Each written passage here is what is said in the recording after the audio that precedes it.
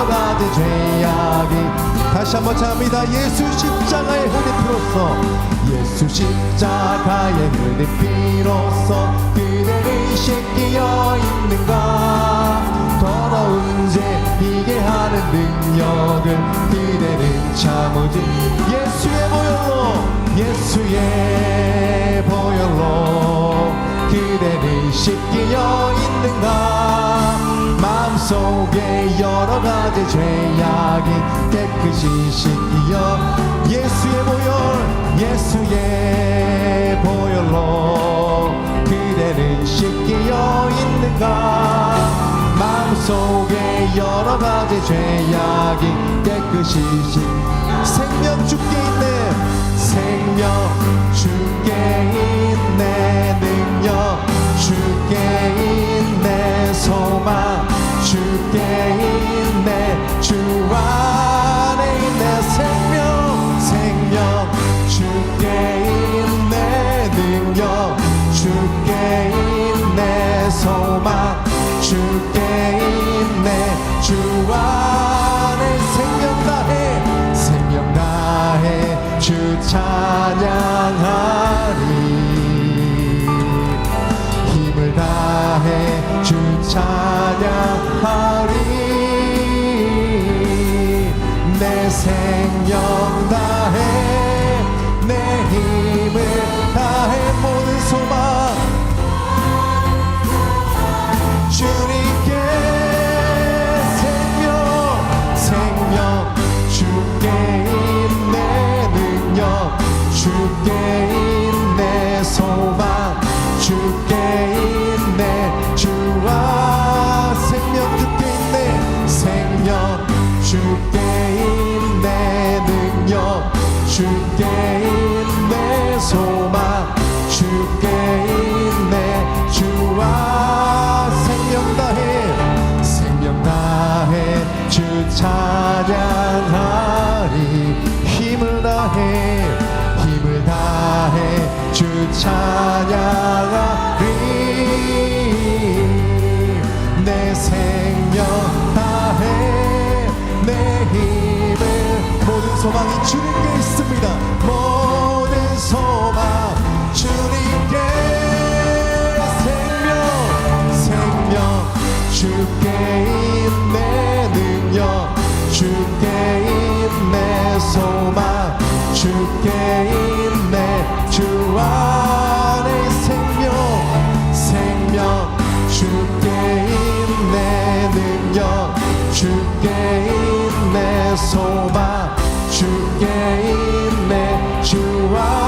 주 안에 있네, 주와. 주 안에, 주 안에 있네, 주께. 할렐루야. 박수로 주님께 보내드리겠습니다.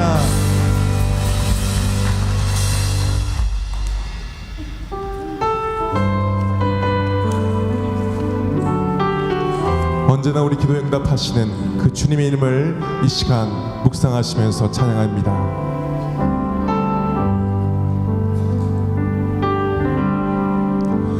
나의 기도하는 것보다 더욱 응답하실 하나님, 나의 생각하는 것보다 더욱 이루시는 하나님, 우리 가운데 역사하신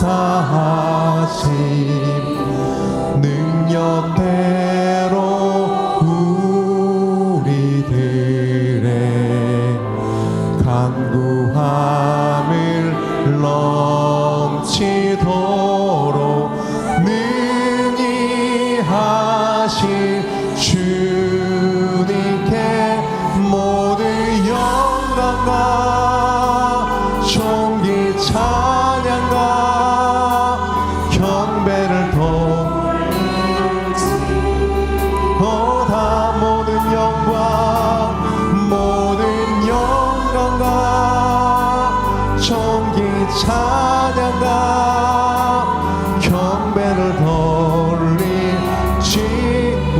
날 고백합니다. 나의 기도하는 것보다 나의 기도하는 것보다 더욱 응답하실 하나님 나의 생각하는 것보다 더욱 이루시는 하나님 우리 가운데 역사하신 능력대로 우리들의 간구함을 넘치도록 능히 하신 주 모든 영광과 존귀 찬양과 경배를 돌리시오나 모든 영광과 존귀 찬양과 경배를 돌리 우리 온 마음 다해서 모든 영광과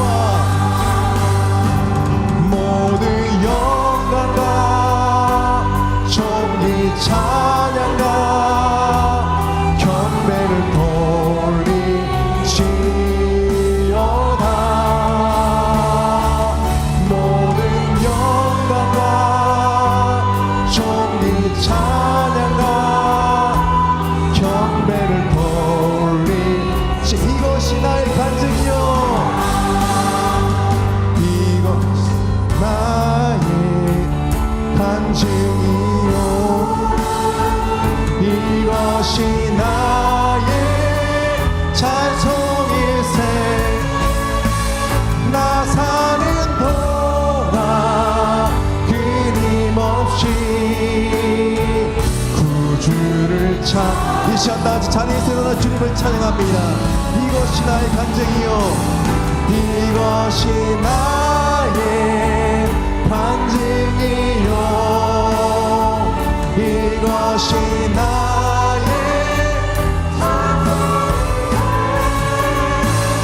나 사는 동안 끊임없이 구주를 찬송하리로 하나님의 박수로 주님께 영을 올려드리겠습니다. 다 함께 사도신경으로 우리 믿음을 하나님 앞에 고백합니다. 나는 전능하신 아버지 하나님 천지의 창조주를 믿습니다. 나는 그의 유일하신 아들 우리 주 예수 그리스도를 믿습니다.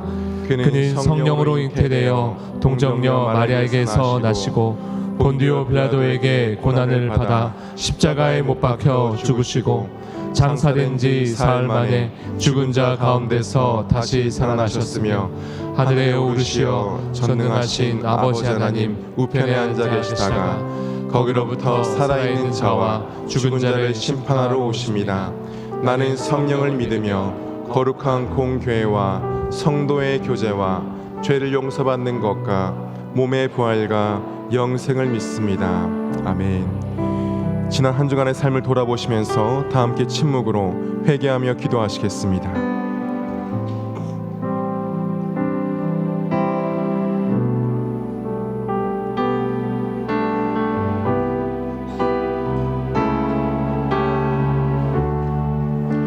그러므로 너희가 회개하고 돌이켜 너희 죄 없이 함을 받으라. 이같이 하면 새롭게 되는 날이 주 앞으로부터 이를 것이요 우리 죄를 십자가에 사하신 예수 그리스도 이름으로 기도합니다. 아멘. 교독문 125번 사순절 두 번째 교독문 함께 교독하시겠습니다. 하나님이여 사슴이 신의 문을 찾기에 갈급한 같이 내 영혼이 하나님 곧 살아계시는 하나님을 갈망하나니 사람들이 종일 내게 하는 말이 내 하나님 어디 있느냐 하오니 내 영혼아 내가 어찌하여 낙심하며 어찌하여 내 속에서 불안해하는가.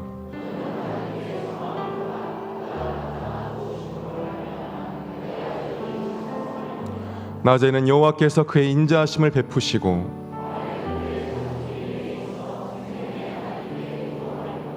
내 반석이신 하나님께 말하기를 어찌하여 나를 잊으셨나이까.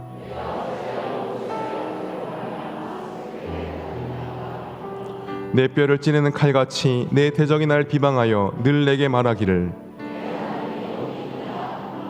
내 영혼아 내가 어찌하여 낙심하며 어찌하여 내 속에서 불안해하는가.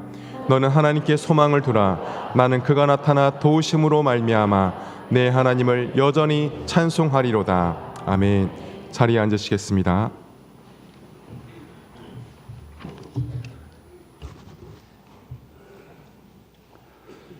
십자가의 사랑으로 우리를 구원하시는 하나님, 죽은 듯 보이는 고목에서 새 생명이 자라나게 하시고 꽁꽁 얼어붙은 대지에도 새 생명이 움트게 하신 주님을 찬양합니다. 예배자로서의 목마른 사슴 같은 심령으로 주님 전에 나와 싸우니 우리의 심령의 단비를 내려주시옵소서. 비천한 우리들을 하나님의 영으로 충만케 하시고 우리의 삶을 통하여 주님께 영광 돌리며 성령의 열매를 맺게 하여 주시기를 원합니다. 우리가 주님의 말씀에 순종하지 못하고 이웃에게 사랑으로 대하지 못하였다면 용서하여 주시고 지극히 작은 자에게도 냉소한 그릇을 나눌 수 있는 사랑의 마음을 주시옵소서. 화평한 삶을 통하여 하나님의 자녀된 삶을 누리게 하시고 부족하지만 영적인 성숙함을 주시고 주님을 본받아 순종의 믿음의 길을 가게 하여 주시옵소서. 김해제일 교회를 이곳에 세우신 목적이 있는 줄 믿습니다. 어려운 이웃을 섬기고 선한 사마리아인처럼 도움이 필요한 이웃들을 예면하지 않게 하시며 그 사랑을 전할 때 우리의 모습은 감춰주시고 뒤에서 역사하시는 하나님만 드러나는 교회가 되게 하여 주시옵소서.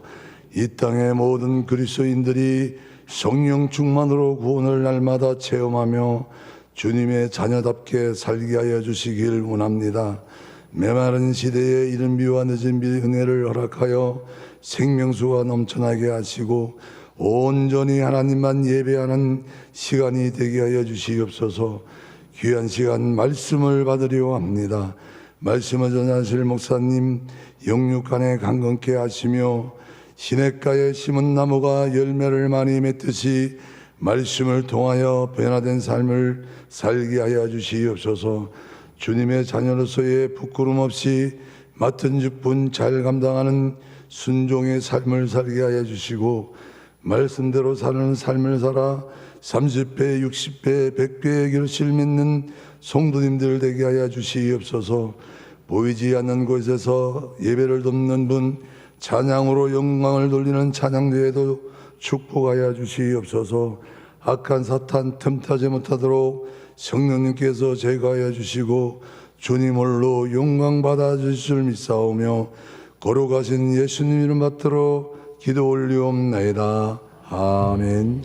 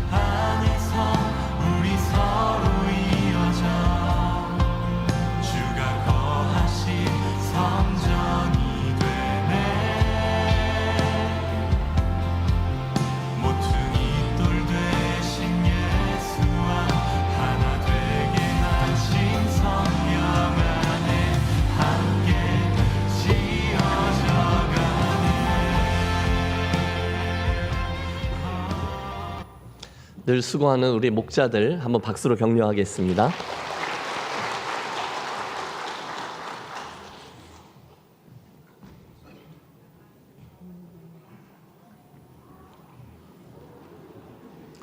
아, 1월에 태어났고요. 오늘 처음 교회 왔습니다. 세은이란 아기인데 이광성 집사, 김지연 집사 둘째입니다. 축복기도 하겠습니다. 생명과 인생의 주인 되신 하나님, 지난 1월 이광성, 김지연 집사님 가정의 둘째로 태어나 그 인생 처음으로 오늘 주님의 몸된 교회에 나온 사랑하는 딸 이세은 아기를 기억해 주시옵소서. 믿음의 가문에 허락하신 귀한 생명을 성령으로 구별하시고 덧입혀 주시고 일평생 동행하셔서 언제 어디서나 하나님의 사람으로 인정받고 존귀 여김을 받는 딸 되게 하옵소서. 축복합니다. 세은이 자라날 때 주님이 경험하셨던 성령과 지혜와 하나님 사랑하심을 경험케 하시고 건강의 복, 형통의 복, 좋은 사람을 만나는 복, 좋은 친구와 스승, 나아가 좋은 영적 지도자를 만나는 복도 허락해 주시옵소서. 험한 세상 살아갈 때 머리가 될지언정 꼬리가 되지 않게 하시고 주님과 함께 동행함을 모든 사람이 보고하는 축복도 허락해 주옵소서. 엄마 아빠에게 은혜 주셔서 귀한 아기 기업으로 맡기신 하나님 뜻 잊지 않게 하시고 믿음으로 잘 양육하는 부모 되게 하시고 사랑하는 세은이가 우리 김해제일교회 안에서 자랄 때 하나님의 사람의 특권과 책임 잘 누리는 하나님의 딸만 되게 하옵소서. 축복하며 귀하신 예수님의 이름으로 축복하며 기도합니다. 아멘. 박수로 한번 격려하겠습니다.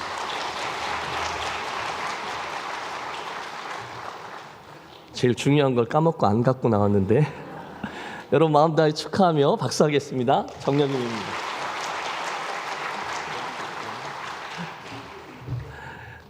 감사합니다.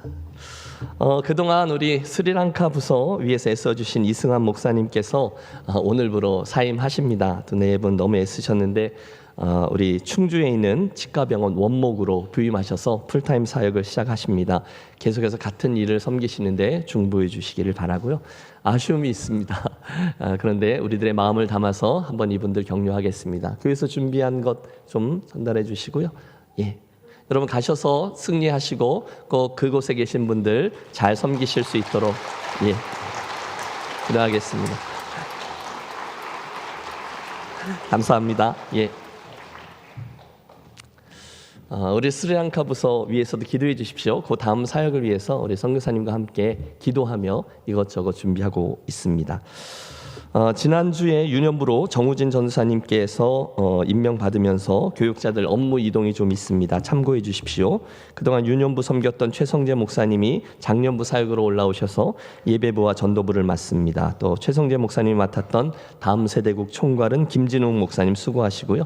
3월 한 달 동안 인수인계 기간임을 기억하시고 4월부터 본격적으로 이동해서 섬기게 되시는데요. 위에서 함께 중보해 주시기를 바랍니다.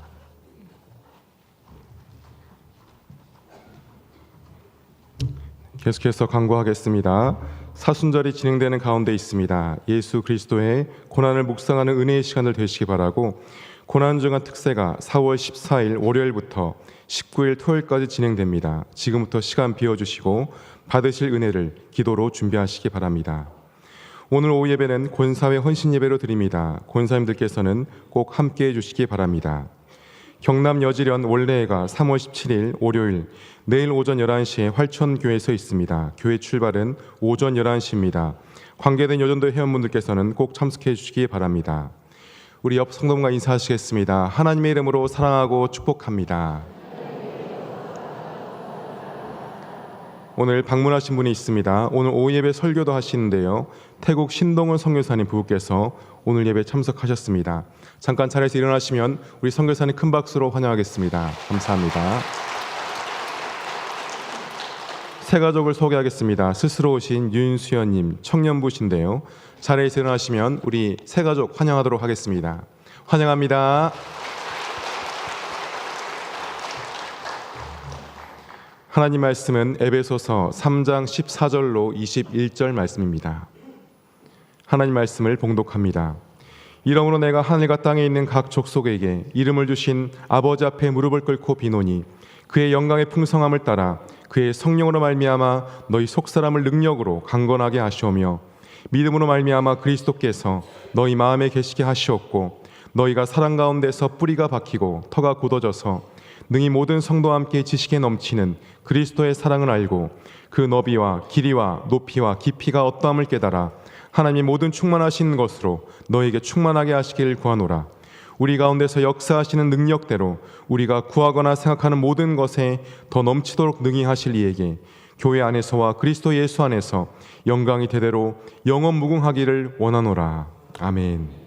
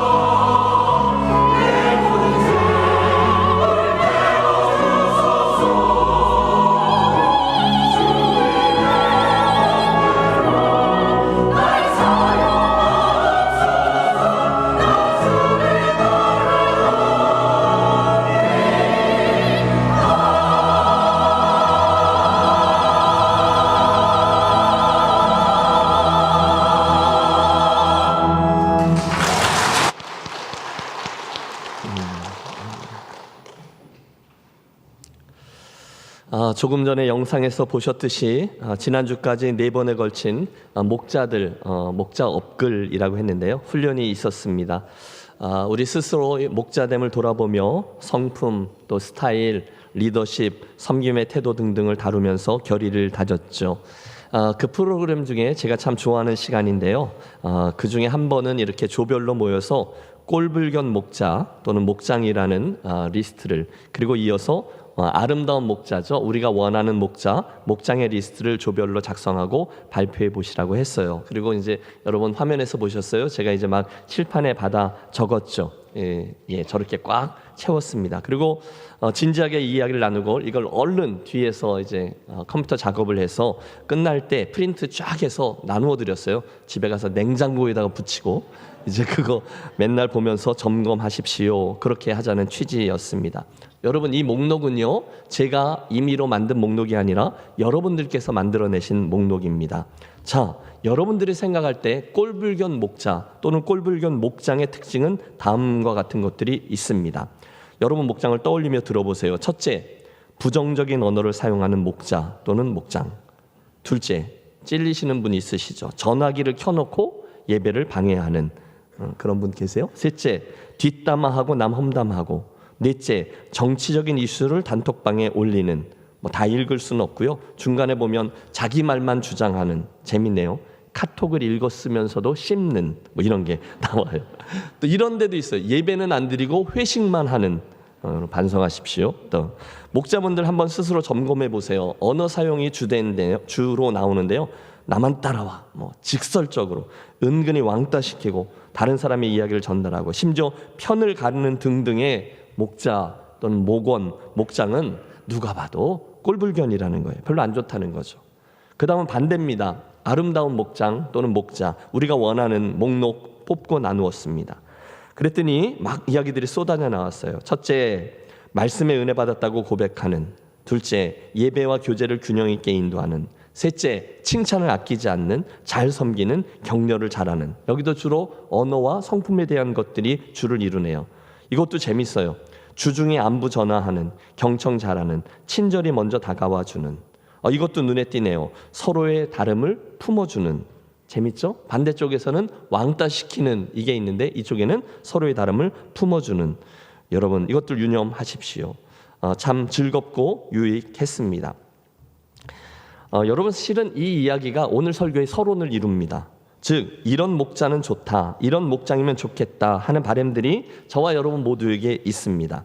그런데 오늘의 본문은 이런 성도면 좋겠다, 이런 교회면 좋겠다, 그 에베소 교회와 성도들을 향한 사도 바울의 바람과 소원, 그리고 이를 위한 그의 구체적인 기도가 등장하고 있어요. 여러분, 성경을 쭉 봉독할 때 느끼셨나요? 사도 바울의 이 기도는 전혀 형식적이지 않아요. 오히려 실제적이고 또 그러면서도 무척 깊습니다. 주님, 사랑하는 에베소 교회 성도들이, 그리고 오늘 이 말씀을 대하고 있는 김해제일교회 성도들이 바로 이런 성도들과 이런 교회가 되게 해 주십시오. 당연히 우리가 품고 우리가 붙들어야 될 부분이죠. 자, 우리 함께 본문 속으로 들어가서 사도 바울의 그들을 향한 기도와 소원을 살피며 이 말씀이 우리에게 주시는 바 은혜를 붙들겠습니다. 자, 14절과 15절 본 기도의 도입 부분은 이렇게 되어 있어요. 이러므로 내가 하늘과 땅에 있는 각 족속에게 이름을 주신 아버지 앞에 무릎을 꿇고 비오니.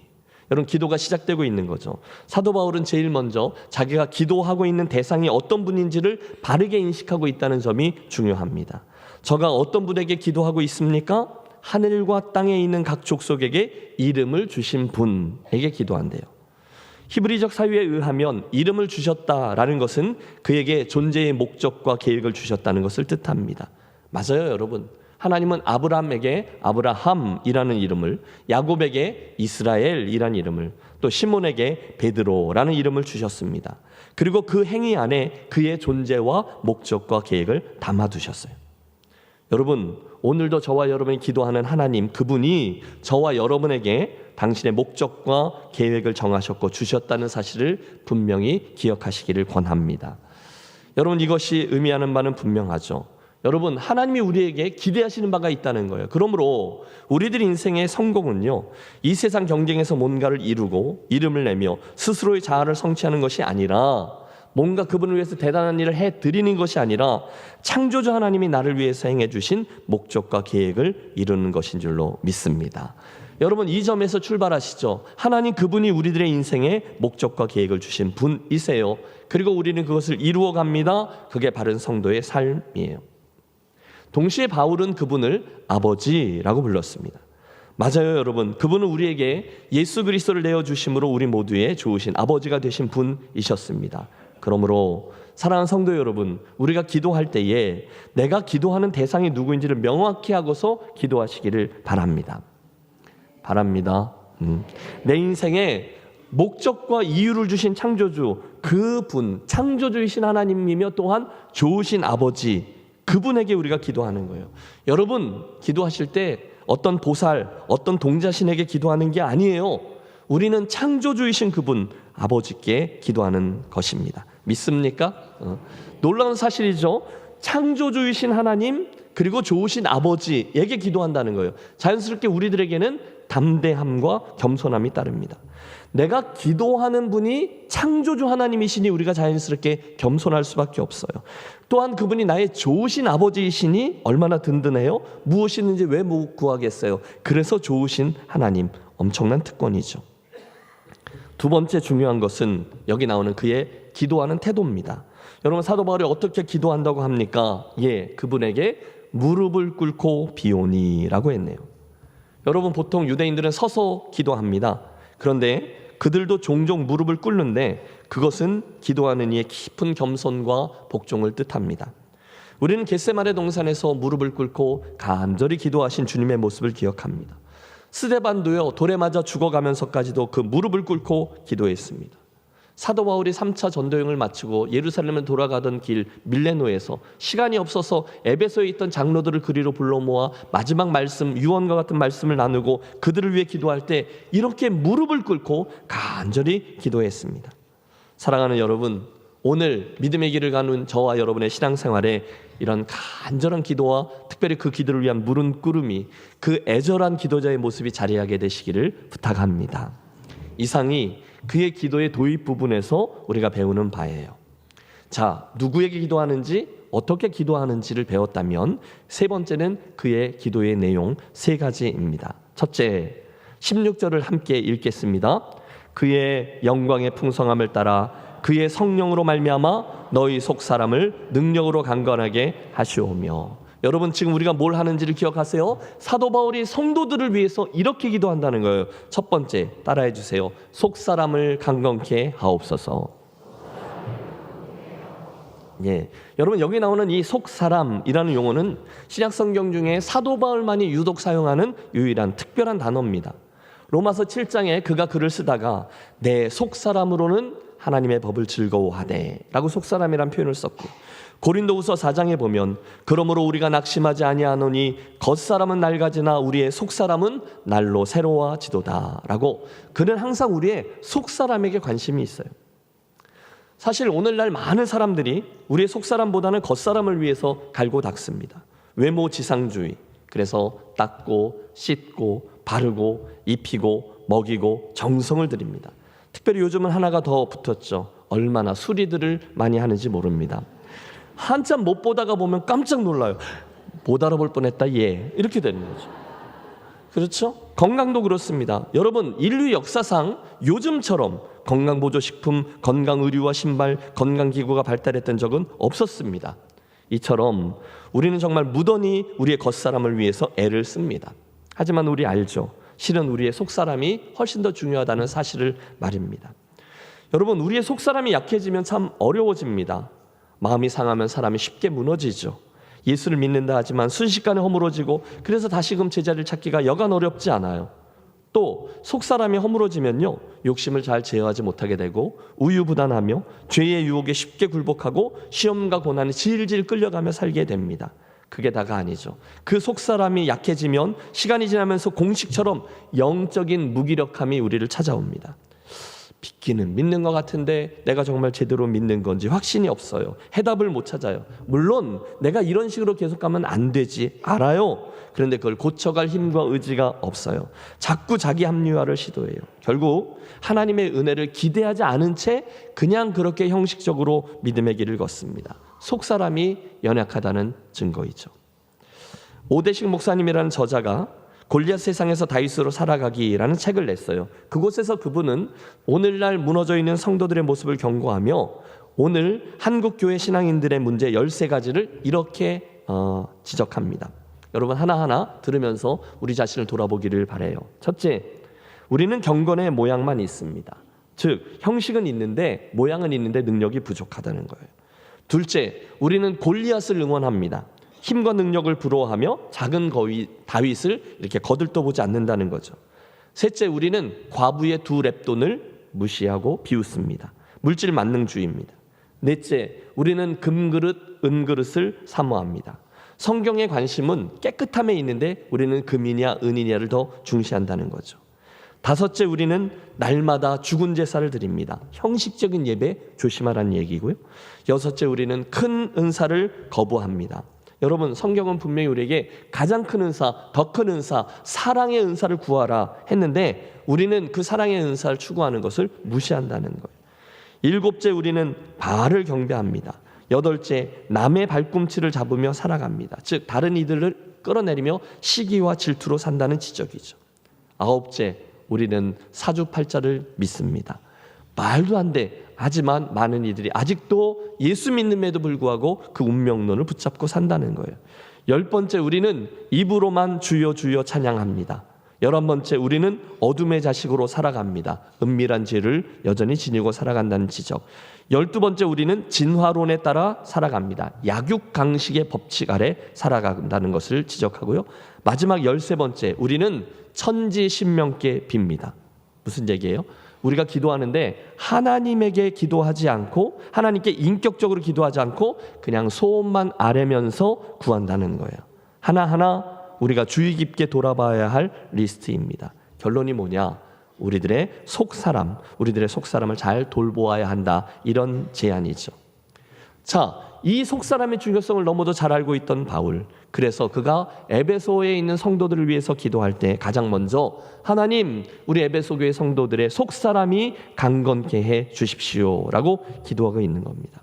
여러분 주의해 주세요. 그는 단 한 번도 하나님 에베소 교회 성도들의 환경이 나아지게 해주세요라고 기도하지 않아요. 저들의 사업이 잘 되게 해주세요. 자녀들이 출세하게 해주세요. 이 세상이 좀 잘 돌아가게 해주세요라고 기도하지 않았어요. 오직 하나님, 저들의 속사람이 강한 성도가 되게 해 주십시오라고 기도했습니다. 맞아요, 여러분. 속사람이 강해지면 다시금 일어날 수가 있는 줄로 믿습니다.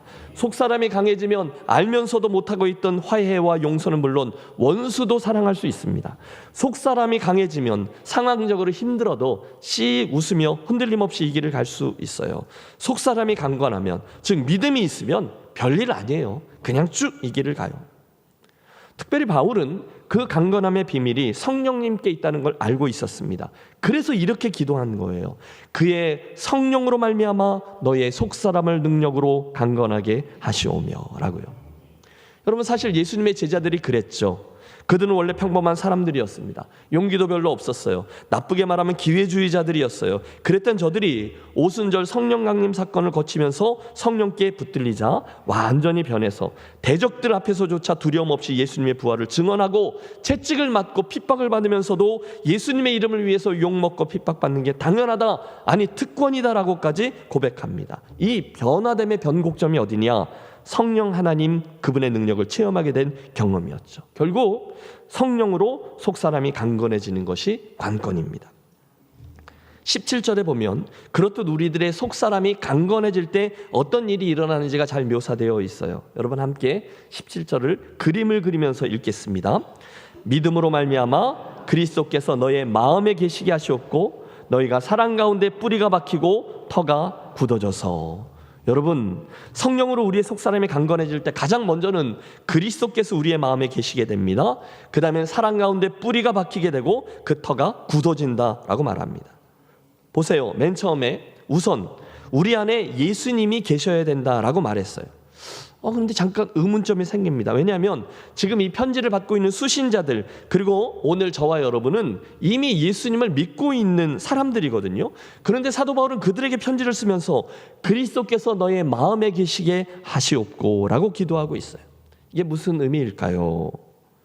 사실 이 본절에 나오는 그리스도께서 너희 마음에 계시게 하시옵고 할 때에 그 예수님의 거하심은 맨 처음에 우리가 예수 믿을 때 성령님께서 우리 안에 들어오셔서 우리를 회심시키는 사건을 말하는 것이 아닙니다. 대신에 여기 나오는 거하심이라는 단어는 그날 이후 오늘까지 성령님께서 믿는 이들과 함께 지속적으로 함께 계셔주시는 내주를 뜻해요. 그때 사용된 특별한 헬라어 용어가 카토이케오라는 단어인데요. 이건 일시적인 거주가 아니라 영구적인 거주를 말합니다. 처음 예수 믿을 때 말고 오늘 예수님께서 우리의 마음속에 우리의 생각과 우리의 인격과 우리의 의지와 우리의 감정의 중심에 계속 자리하고 계시는가, 아니면 왔다 갔다 하시고 저 구석에 무시받고 계시는가라는 문제입니다. 사랑하는 성도 여러분, 주님께서 여러분의 마음, 특별히 그 속사람을 영구적인 거처로 삼으셔서 여러분의 주인으로 거주하며 다스리실 수 있도록 항상 그분에게 그 주인의 자리를 내어드리는 성도들이 되시기를 권합니다. 사형리에 나오는 유명한 그림 아닙니까? 위에 있는 그림은 인생의 중심에 그 의자에 내가 앉아있고 인생의 대소사들이 이리저리 흩어져 있고 예수님은 저 원 바깥에 가 계신데, 그런 이들에게 예수 그리스도께서 영구적으로 거주하시면 내 인생의 주인된 자리, 그 의자 위에는 주께서 계시고 나머지 인생의 모든 일들이 질서를 갖추고 내가 그 아래에 있습니다. 이런 그림이 의미하는 바를 우리 압니다. 예수께서 진정 우리의 속사람의 주인으로 자리하고 내주하시면 그 다음의 일, 너희가 사랑 가운데서 뿌리가 박히고 터가 굳어져서의 일이 일어나게 될 줄로 믿습니다. 사랑하는 성도 여러분, 대답해 보십시오. 오늘 저와 여러분의 속사람은 안녕하신지요? 오늘 나의 속사람은 강건합니까? 오늘 나는 영적으로 승리하고 있습니까? 과연 나는 죄의 유혹들을 물리치며 담대히 하나님의 뜻을 취하며 살고 있습니까? 혹시 오늘 나는 영적인 무기력감에 빠져서 내가 뭘 더 이상 기대할 수 있겠어, 하나님의 은혜를 기대조차 하지 않은 채 그냥 이렇게 저렇게 신앙생활을 하고 있지는 않습니까? 이 시간 하나님께서 당신의 성령으로 우리의 속사람을 능히 강건케 하실 수 있는 분임을 분명히 믿으시고 담대히 그분을 구하는 복된 시간이 되시기를 바랍니다. 우리가, 이건 주님이 기뻐하시는 기도거든요. 하늘 아버지께서 가장 좋은 것을 예비했다가 주시는 그 기도거든요. 우리가 그 성령님을 구하고 찾고 부르짖고 두드릴 때 나를 찾으면 나를 만나리라, 당신의 능력을 부으셔서 우리들의 영적인 무력감들을 떨치고 일어나 승리케 해 주실 줄로 믿습니다. 성령으로 너희 속사람을 강건케 하시옵고. 첫 번째 기도 제목이에요. 두 번째, 사도 바울의 에베소 교회 성도들을 향한 기도는 18절 19절에 나오는데 이것도 합독하겠습니다. 능히 모든 성도와 함께 지식에 넘치는 그리스도의 사랑을 알고 그 너비와 길이와 높이와 깊이가 어떠함을 깨달아. 따라해 주십시오. 그리스도의 사랑을 알게 하옵소서. 여러분은 여러분을 향한 그리스도의 사랑을 아십니까? 얼마나 아십니까? 얼마나 이해하고 계세요? 대충 아는 것 말고요, 정말로 여러분 그분의 사랑을 알고 누리고 오늘 느끼면서 살아가고 계시느냐라는 질문입니다. 여기에서 사도 바울은 우리를 향한 그 주님의 사랑에 대해 특별한 표현을 썼어요. 이렇게 썼어요. 능히 모든 성도와 함께 지식에 넘치는 그리스도의 사랑을 알고 라고요. 여러분, 이게 무슨 뜻일까요? 그리스도의 사랑은요, 평범한 사랑이 아니라는 거예요. 대신에 그 사랑은 우리들의 지식을 넘어가는, 우리들의 지식을 뛰어넘는, 우리들의 지식을 초월하는 사랑이라는 거예요. 그러므로 이건요, 우리들이 그분의 사랑을 교리적으로 아는 걸 말하지 않아요. 지적으로 동의하는 것을 말하지 않아요. 그 사랑은 그렇게 해서 안다고 말할 수 없는 거죠. 왜냐하면 그분의 사랑은 우리들의 지식을 뛰어넘는 초월적인 사랑이거든요. 그래서 바울이 그걸 기도하는 거예요. 하나님, 우리 에베소 교회 성도들이 그리스도의 사랑을 아는데 대충 아는 게 아니라 그 사랑을, 그것의 지식에 뛰어넘는 사랑을 알게 주옵소서. 여러분, 이 말은요, 우리가 기도하지 않으면 그분의 사랑을 알 길이 없다는 겁니다. 물론 우리도 나름대로 사랑을 묘사합니다. 그것 아름답습니다. 힘이 있습니다. 실화예요. 여러분, 부산에 부모의 속을 무더기도 썩이던 아들이 하나 있었대요. 20대가 되었는데도 아직 철이 들지 않아서 부모님들의 애간장을 녹여요. 그런데 여러분 집에도 이런 아들이 있죠. 어느 날 몰래 아버지 차 키를 갖고 나갔다가 큰 교통사고를 내고는 그만 그 두 눈이 실명의 위기에 처하게 됩니다. 수술대 위에 누운 아들에게 의사가 말합니다. 수술을 해야 하는데 유감이지만 앞으로 자네는 시력을 잃게 될 걸세. 여러분, 독만 남은 이 망나니 청년, 악을 쓰며 두 눈을 못 보게 되느니 차라리 죽어버리겠다고 수술을 안 받겠다고 버팁니다. 그러나 마취 주사였던 덕에 의식을 잃었고 수술은 진행되죠. 오랜 시간이 흐른 후에 의사가 붕대를 풀며 말합니다. 여보게 다행히 자네를 아주 사랑하는 사람이 한쪽 눈을 기증했다네. 자네는 어쩌면 한쪽 눈으로라도 볼 수 있게 될 걸세. 아직도 정신을 못 차린 청년, 애꾸 눈으로 사느니 차라리 죽겠다고 소리를 지릅니다. 참다 못한 의사가 호통을 치죠. 이 사람, 남을 위해 한쪽 눈을 빼준 사람도 있는데 목숨을 어찌 그렇게 값싸게 여기나. 조용히 하게. 벗겨진 붕대 뒤로 서서히 시력이 돌아오는데 누군가가 서 있죠. 잠시 후 청년은 한쪽 눈에 안대를 하고 서 계신 분을 보게 돼요. 누구일까요? 네. 어떤 분은 아버지라 그러고 어떤 분은 어머니라 그랬는데 한 분밖에 없는 그 못난 자식을 끝까지 사랑하던 그의 어머니입니다. 청년이 거꾸러지죠. 가슴을 치며 옵니다. 그리고 철이 들어 귀한 성도의 삶을 살아가게 돼요. 여러분, 그 망나니 아들이 어디서 어떻게 변화되었습니까? 그 어머니의 사랑 때문이죠. 사랑이 사람을 변화시켜요. 그러므로 여러분, 우리도 서로 사랑하십시다. 주님께 더 큰 사랑을 달라고 구하십시다. 여러분, 제가 쭉 이야기를 진행했는데 이렇게 진행되는 이야기에 무슨 오류가 있나요? 없습니다.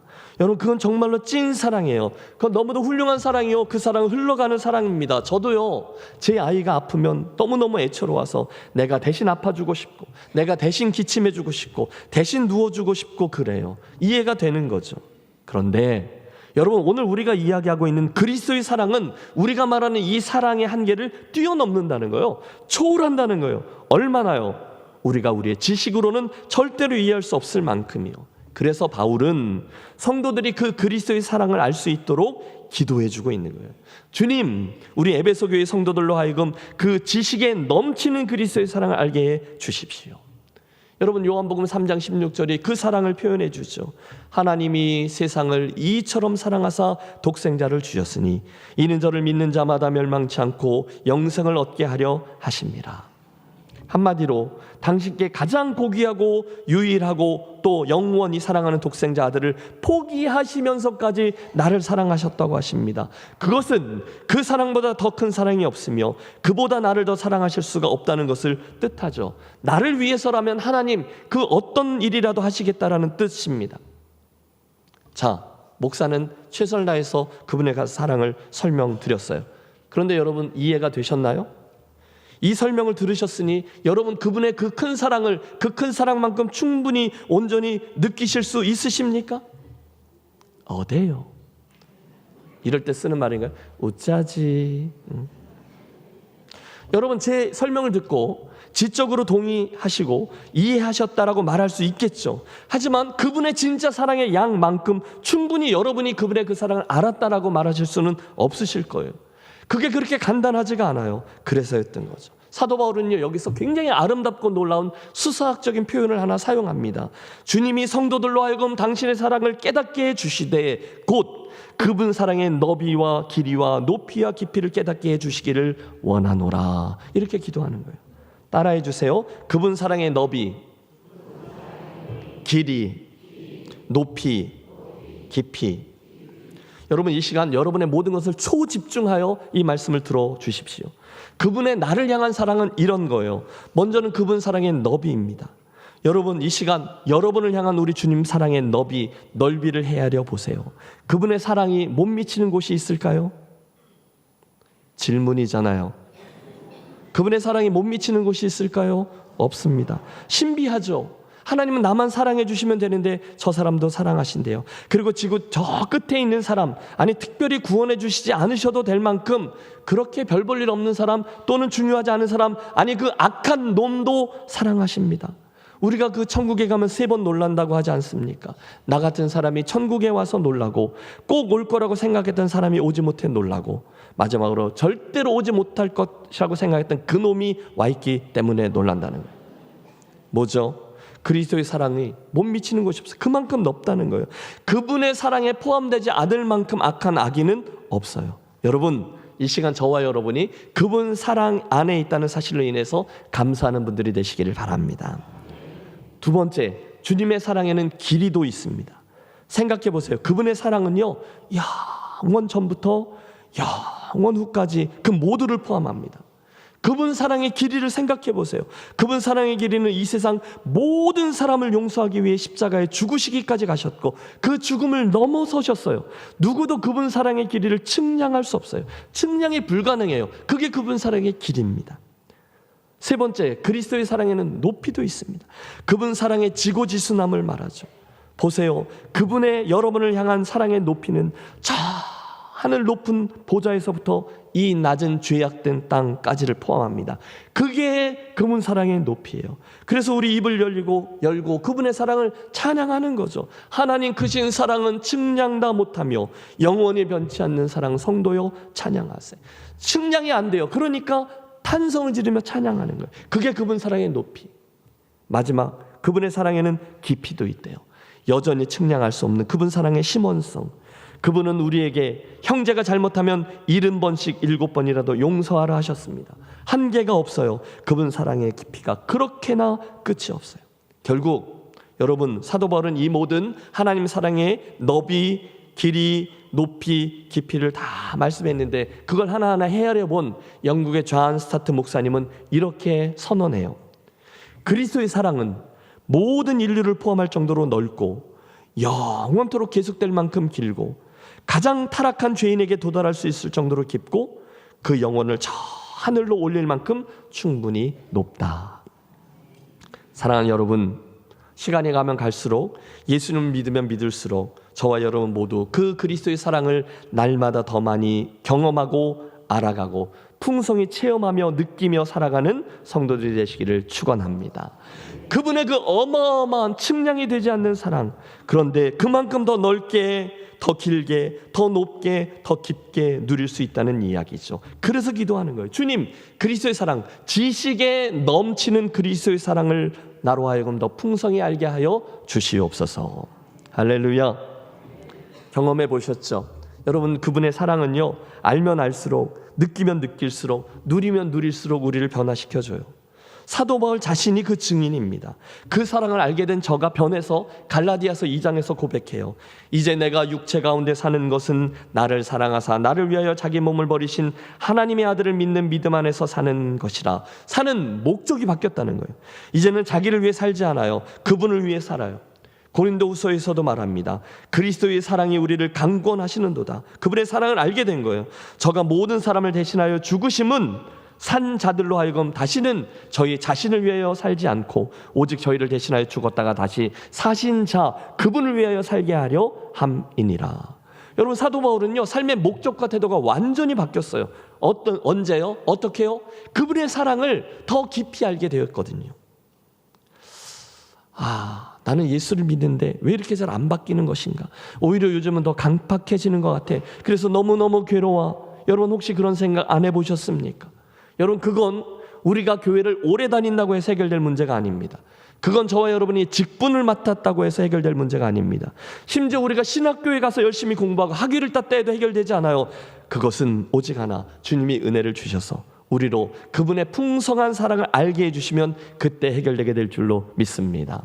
그래서 우리가 이 기도를 해야 되는 거예요. 주님, 사도 바울이 에베소 교회 성도들을 위해서 간구하듯이 저도 그 넘치는 그리스도의 사랑을, 특별히 그 사랑의 너비와 길이와 높이와 깊이를 날마다 더 많이 알아가게 해 주시옵소서. 틀림없습니다. 그분의 사랑을 더 많이 알아가면 알아갈수록, 그분의 사랑을 향해서 우리가 더 나아가면 나아갈수록 저와 여러분의 강팍함은 녹아지고 우리 또한 다른 사람들을 용납하고 사랑하는 성도로 변화되어 가게 될 것입니다. 그분의 사랑을 느끼고 그 사랑을 누리면 우리는 변화돼요. 구주를 생각만 해도 내 마음이 좋거든. 그렇죠? 주님 한 분만으로 나는 만족해. 그 변화가 어디서 시작됩니까? 다 여기와 관련되어 있어요. 그리스도의 사랑을 알게 하옵소서. 성도들을 향한 사도 바울의 두 번째 기도 제목이요, 우리가 붙들 제목입니다. 마지막 세 번째, 본문에서 바울이 성도들을 위해서 간구하는 기도 제목은 충만입니다. 따라해 주세요. 충만하게 하옵소서. 예.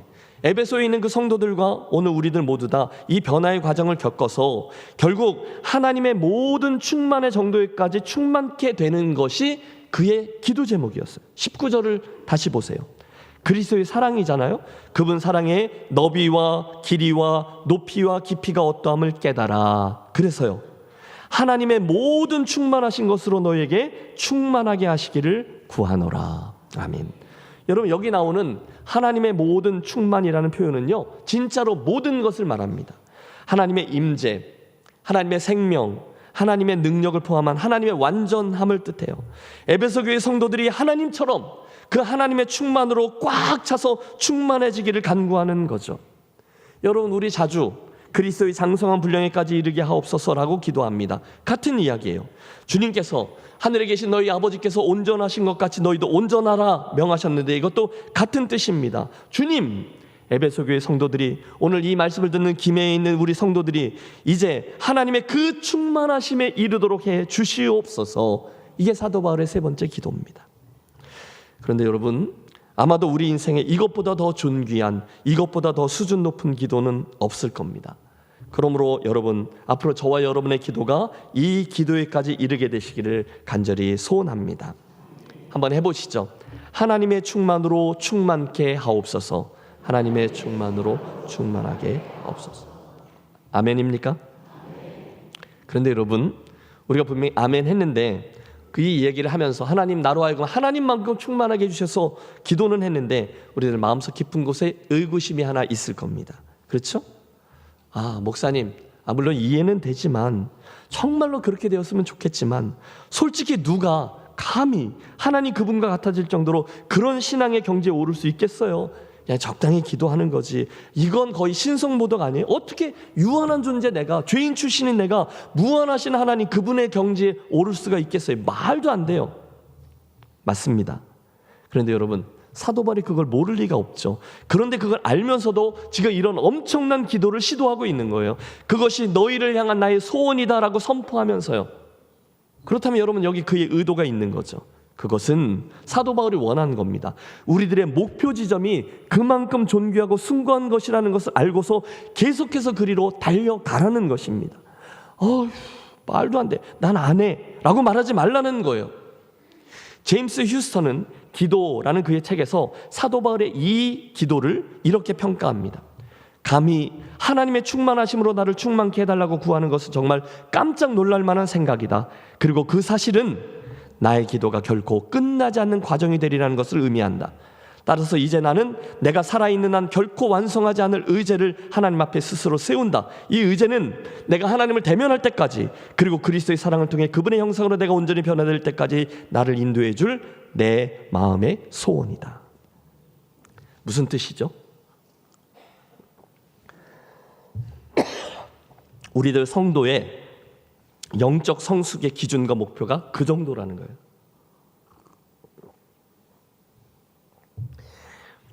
저와 여러분이 되어지고 싶은, 강구해야 될 것이 거기라는 거예요. 에이, 목사님, 이 정도면 되죠. 그런 건 없습니다. 기억하십시오. 하나님이 저와 여러분을 죄와 사망의 권세에서 건져주시고 구원해 주신 목적이 단순히 이 땅에서 복된 삶을 살고 천국에 들어가 영생복락에 이르게 하는 데 있지 않다는 것을 기억하십시오. 그분이 우리를 구원하신 목적은 오히려 우리가 이 땅에서, 그리고 장차 올 세상에서 하나님 그분의 형상을 온전히 회복하고 그분의 온전하심 같이 우리도 온전해지는 것, 거기까지에 있습니다. 할렐루야. 여러분, 이게 성경이 말하고 있는 성결의 은혜요, 장로교에서 말하는 성화의 과정입니다. 그 그리스도인의 온전함이 여러분, 저와 여러분의 결승점이라는 거예요. 여러분을 부르신 그분의 부르심이 얼마나 영광스러운 것인지를 주목하십시오. 바로 그것이 당신의 형상대로 우리를 창조하시고 우리를 구원해 주신 당신의 궁극적인 목적이에요. 그러므로 우리는 누구나 예수님을 닮는 것, 하나님으로 충만해지는 것, 그렇죠? 그리고 그리스도의 장성한 분량에 이르는 것, 그것을 우리들 신앙생활의 최종 목적으로 삼아야만 한다는 것입니다. 여러분, 제가 지금 무슨 말씀을 드리는지를 똑바로 주목하시고 캐치하십시오. 여러분 기억하세요. 에베소서를 통해서 사도 바울이 이야기하는 우리 성도들의 갈망은 대충 적당히 누구에게나 욕먹지 않을 만큼의 성도의 삶이 아니에요. 대신에 그분의 우리를 향한 갈망은요, 예수 믿고 구원받은 중생한 성도가 하나님으로 충만해지기까지, 거룩하고 성결한 삶에 이르기까지 그 최고의 한계에 도달하는 데까지에 있습니다. 저와 여러분의 사랑이 예를 들면 대충 하는 사랑이 아니라 우리 사람으로 행할 수 있는 가장 큰 사랑을 행하는 데까지, 저와 여러분의 용납이 예를 드는 거죠. 용서가 우리 주님의 그것만큼 놀라운 자리에 이를 만큼 거기까지 우리가 날마다 변화되고 자라나는 것을 우리 신앙생활의 목표로 삼는 게 마땅하다는 거예요. 목사님 그게 돼요? 그게 되겠어요? 그러지 말라는 겁니다. 여러분 함께 마음에 담으십시오. 이 하나님의 충만은요, 한 명의 구도자로서 우리가 이 믿음의 길을 갈 때 이 세상에서 내 생명이 다하는 순간까지 결단코 포기하지 말고 해야 될 기도이며 결코 끝내지 말아야 될 씨름입니다. 그러므로 이건 말도 안 되는 거, 포기가 아니라, 그러므로 그 정도 적당히 타협이 아니라 나는 날마다 죽노라 바울처럼 고민하고 또 씨름하면서도 주여 그러므로 나는 하나님의 모든 충만하심으로 충만케 되는 은혜를 허락해 주시옵소서. 끝까지 목표하며 기도하며 나아가야 되는 목표 지점이라는 거예요. 그래서 우리 하는 거죠. 귀하신 주여 날 붙드사 주께로 날마다 더 가까이. 그렇죠? 2절입니다. 이 세상 내가 살 동안에 어떻게 해요? 주께로 날마다 더 가까이. 그렇게 찬송하며 거기까지 가는 게 성도들 믿음의 여정이라는 거예요. 혹시 오해하지 마십시오. 저와 여러분 인생의 목적은요, 하나님을 위해서 뭔가 위대한 일을 이루어내는 것에 있지 않아요. 여러분 그런 생각에서 자유하십시오. 물론 그분을 위해서 우리가 커다란 일을 성취해내는 것, 뭔가를 이루어드리는 것은 귀한 일이죠. 하지만 그것이 그리스도의 장성한 분량에 이르는 것, 그분을 닮는 것, 크라이스트 라이크니스, 그분의 충만으로 충만해지는 일보다 절대로 귀하지 않아요. 다시요, 여러분 우리가 주님을 위해서 팔 걷어붙이고 뭐 해드리는 것, 그 doing이 문제가 아니에요. 대신 내가 어떤 존재가 되는 것, 그 being이 진짜 문제라는 거예요. 주님 제가 제 것 가지고 주님을 위해서 뭘 좀 어떻게 해드릴까요가 진짜 문제가 아니라는 거예요. 주님 제가 어떤 그리스도인이 돼야 할까요가 문제라는 거예요. 심지어 우리가 전도할 때 우리가 이 일의 증인이라 전도하고 선교하는 일, 그 증거 행위가 중요하지 않아요. 중요하지 않다는 얘기를 하는 거 아니에요. 그것보다 더 중요한 것이 있어요. 내가 어떤 증인이 되느냐가 더 중요하다는 거예요. 그게 먼저예요. 여러분 메신저하고 메시지는 뗄 수가 없는 거예요. 나보고 예수 믿으면 실망하니까 나 말고 예수님 보고 예수 믿어. 아니요, 그건 말이 되지 않는 겁니다. 이 씨름을 포기하지 말라는 거예요. 사도 바울이 그날 그걸 안 거예요. 그래서 하나님, 사랑하는 에베소 교회 성도들이 하나님의 충만으로 충만해지기를, 그리스도의 장성한 분량에 이르러 예수님을 닮아가는 자리에 이르게 해 주십시오라는 엄청난 기도를 포기하지 않는 것입니다. 따라해 주세요. 하나님의 충만하신 것으로 너희에게 충만하기를 원하노라. 여러분 이게 얼마나 영광스러운 초대요 기도인지요. 이 세 가지 기도 제목을 아랜 후 사도 바울은 20절과 21절 그러므로 감동적인 영광성으로 자기의 기도를 마무리합니다. 여러분 이게 표현이 안 되면 찬양으로, 영광을 찬양하는 것으로 마무리되잖아요. 그런 마음으로 이것을 합독하겠습니다. 20절입니다. 우리 가운데서 역사하시는 능력대로 우리가 구하거나 생각하는 모든 것에 더 넘치도록 능히 하실 이에게 교회 안에서와 그리스도 예수 안에서 영광이 대대로 영원무궁하기를 원하노라. 아멘. 여러분 사도 바울은요, 자기가 올려드렸던 그 세 가지 기도 제목을 하나님께서 친히 이루어 주실 것을 확신하며 그분의 영광 가운데 그분을 찬양하고 있는 거예요. 그 중에 여기 우리가 마지막으로 우리 눈에 띄는 놀라운 표현 하나를 주목합니다. 그것은 우리가 구하거나 생각하는 모든 것에 더 넘치도록 능히 하실 이에게라는 표현입니다. 여러분, 여기 우리가 구하는 기도의 제목들이 있어요. 생각하는 것들이 있어요. 오늘도 우리가 세 가지를 간구합니다. 그런데 사도 바울은 알고 또 믿어요. 우리 하나님은요, 우리가 구한 그것들보다 훨씬 더 넘치도록 능히 주시는 분이라는 사실을 말입니다. 할렐루야. 어제 말씀을 준비하는데 제 안에 강한 믿음의 확신이 들었어요. 아버지, 앞으로 우리가 이 말씀을 붙잡고 기도할 것인데 정말로 우리가 구하는 것보다, 우리가 생각하는 것보다 훨씬 더 넘치도록 응답해 주실 줄을 믿습니다. 그리고 사도 바울의 세 가지 기도 제목을 붙잡고 기도하는 거예요. 하나님 아버지, 사도 바울의 이 기도 제목대로, 아니 나도 그렇게 되기를 원하오니, 첫째, 날마다 나의 속사람이 강건하여지게 하시고, 둘째, 내가 그리스도의 사랑을 더 깊이 깨달아 그만큼 알게 되어지며, 셋째, 결국 하나님의 충만으로 충만해지는 분량에 이르는 복을 허락하여 주시옵소서. 그때 하나님은 우리가 구한 것 이상으로 넉넉히 채워주시는 분인 줄로 믿습니다. 말씀을 붙잡고 하는 기도죠. 결론입니다. 시간이 가면 갈수록 여러분, 제대로 사는 인생이 결코 쉽지 않다는 것을 우리 모두 알게 됩니다. 특별히 천성을 향해서 나아가는 믿음의 길을 걷는 우리의 발걸음은 그냥 평장로로 쭉 이어져 있지 않아요. 철로 역정의 저자 존 버년이 그려진 것처럼 수많은 계곡과 가파른 산이 우리 앞에 놓여 있습니다. 때로는 유혹도 있고요, 때로는 핍박도 있고요, 때로는 오해도 있고요, 실망, 낙심도 있습니다. 여러분, 그게 오늘 우리들이 걷고 있는 믿음의 길이죠. 그러나 여러분, 걱정하지 마세요.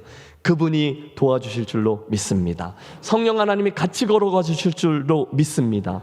어디로요? 어디까지요? 우리들 믿음의 길에 있는 목표 지점, 거기까지이죠. 오늘 사도 바울이 그 해답을 가르쳐주고 있어요. 사랑하는 성도 여러분, 저와 여러분에게 겉사람은 후패하나 속사람은 날로 새롭게 되어지는 강건함의 은혜가 있어야 합니다. 저와 여러분에게는 날마다 그리스도의 사랑을 더 깊이 깨달아 그 사랑의 너비와 길이와 깊이와 높이를 더 알아가는 은혜가 있어야 합니다. 그리고 저와 여러분에게는 날마다 하나님의 충만으로 충만해져 그분을 닮아가 결국 그리스도의 장성한 분량에 이르는 은혜가 있어야 합니다. 이번 한 주간 저는 목사로서 매일매일 여러분을 위해 사도 바울의 이 세 가지 간구를 올려드리겠습니다. 동시에 저의 이 간구보다 훨씬 더 넘치게 응답해 주실 하나님을 믿기 때문에, 또 우리의 그 과정을 통해서 드러날 그분의 영광을 미리 보기 때문에 찬양할 수 있습니다. 제안합니다. 여러분 오늘 주보에 세 가지 기도의 제목이 있는데, 여러분을 위해서, 그리고 이 부족한 목사를 위해서, 우리 교회를 위해서 여러분 이번 주간에 이 세 가지 기도의 제목을 함께 올려드리며 큰 기도와 함께 믿음으로 기도해 주십시오. 부디 사랑하는 성도 여러분, 우리 모두 결국은 그런 성도와 교회가 되기를 소원하며, 이건 안 되는 거야, 믿음 없이 구하지 말고, 이건 너무 높은데 어떻게 하겠어, 지레 겁먹고 포기하지도 말고 사도 바울처럼 담대히 기도하십시오. 좋으신 하나님께서 사도 바울의 간구 그대로 저와 여러분과 우리 교회와 인생을 빚어주실 줄로 믿습니다. 할렐루야. 기도하겠습니다. 하나님 아버지, 행여나 오늘 이 말씀을 들은 우리 무리 가운데 이런 저런 일로 인하여 낙심과 무기력함과 기대감 없음 속에 이 길을 가고 있는 성도들이 있다면, 이 아침에 주신 말씀이 주님의 큰 음성과 도전이 되게 해주셔서 다시금 이 분명한 세 가지 목표 지점을 분명히 하고 그것을 구하며 바라며 기도하며 나아가는 복된 심령들로 변화시켜 주시옵소서. 예수님의 이름으로 기도하옵나이다. 아멘. 우리 오늘 이 말씀을 그대로 찬양으로 바꾼 찬양으로 결단하겠습니다. 함께 일어나셔서 나의 기도하는 것보다 더 응답하실 하나님, 넘치도록 주실 하나님, 우리 함께 찬양하겠습니다. 믿음 가지고 합니다. 나의 기도하는 것보다 더욱 응답하실 하나님, 더욱 응답하실 하나님, 나의 생각하는 것보다 더욱 이루시는 하나님, 우리 가운데 역사하신 능력대로 우리들의 간구함을 넘치도록 능히 하실 주님께 모든 영광과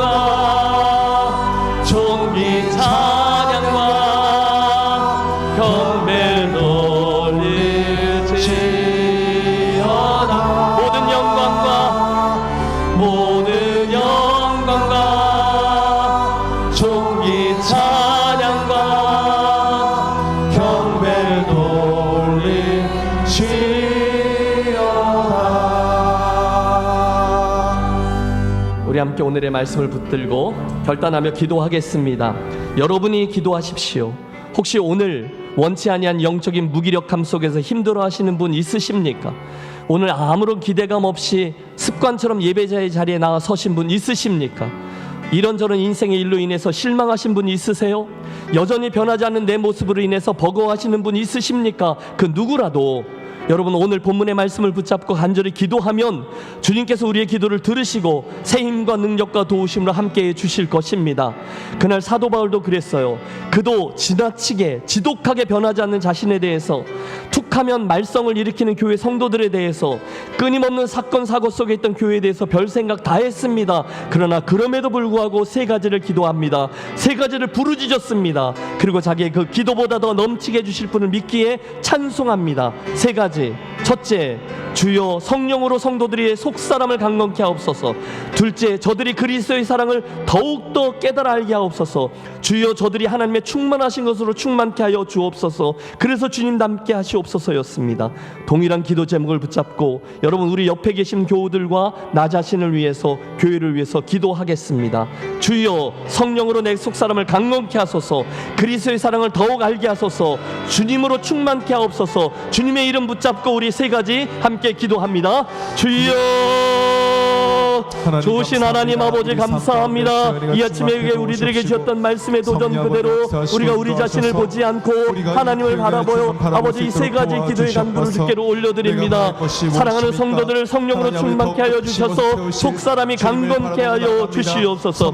저들이 그리스도의 사랑을 대충 하는 것이 아니라 그분의 사랑의 크기와 길이와 높이와 넓이를 넉넉히 알아가는 자 되게 하여 주옵소서. 주여 저들로 하나님의 충만하신 것으로 채워주셔서 성령 충만함으로 아버지 하나님을 닮아가게 하시고 그리스도의 성품으로 온전함에 이르는 복을 허락해 주시고 이것을 놓치지 않게 하여 주시며 이 일을 영광스러운 초대를 알고 달려나가는 우리 모두가 되게 하여 주시옵소서.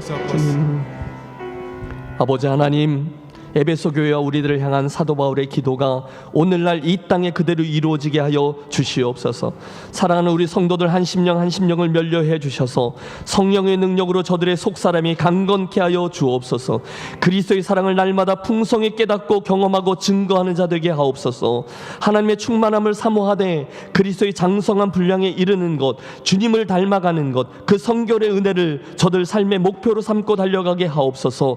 그런 성도가 많아짐으로 아버지의 기쁨 되는 성도, 이 말씀이 옳음을 증명하는 교회 공동체 되게 하여 주시옵소서. 그 거룩한 소원과 간구를 담아 이 시간 올려드리는 예물을 기뻐 받아 주시고 이 안에 담긴 성도들의 사랑과 정성과 헌신을 보시고 하늘문을 여셔서 오늘 말씀에 나누었던 놀라운 세 가지 기도의 제목들이 이번 한 주간 그대로 성도들의 삶에 응답되는 복을 허락해 주시옵소서. 아버지, 성령으로 성도들의 영육을 강건케 해 주옵소서. 아버지, 그리스도의 사랑을 저들이 머리로 이해하는 것이 아니라 저들의 지정이 모두의 한계를 뛰어넘는 풍성히 맛보아 알게 되어 그리스도의 사랑이 나를 강권하시는도다 고백하는 심령들 되게 하옵소서. 날마다 주께로 더 가까이 나아가며 주님을 닮아가는 그 행복과 기쁨의 몸소리치는 저들의 한 주간만 되게 하여 주시옵소서. 힘든 자, 낙심된 자, 어려움 중에 있는 자, 병환 중에 있는 자, 심지어 장례의 절차 가운데 있는 가족들, 또 함께 방문하신 선교사님, 그리고 새로운 사역지로 움직이는 선교사님, 우리 모두 그들에게 변치 아니하는 그리스도의 사랑이 함께하여 주시옵소서. 이제는 우리 구주 예수 그리스도의 크신 은혜와 하늘 아버지의 극진하신 사랑하심과 성령님의 감동 감화 내주 충만 교통하심이 오늘 에베소서를 통해 주신 말씀을 따라 성령 충만함으로 속사람이 강건해지고 그리스도의 사랑에 온전히 붙들려 인생과 교회를 세워나가며 날마다 주님을 닮아가 그리스도의 장성한 분량에 이르기를 소원하며 성전문을 나서는 사랑하는 모든 주의 백성들에게 이제로부터 영원토록 함께 하시기를 간절히 축원하옵나이다. 아멘.